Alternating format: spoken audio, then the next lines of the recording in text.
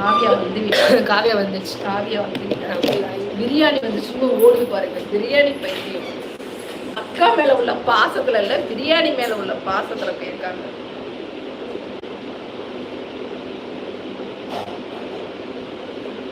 நானும் நீ சொல்லுமா என் பேரை ரொம்ப இனிமையாக இருக்கு. அந்த பொண்ணு வரல, போயிருக்கு, வெளில போயிருக்கு. அக்கா போயிருக்கு.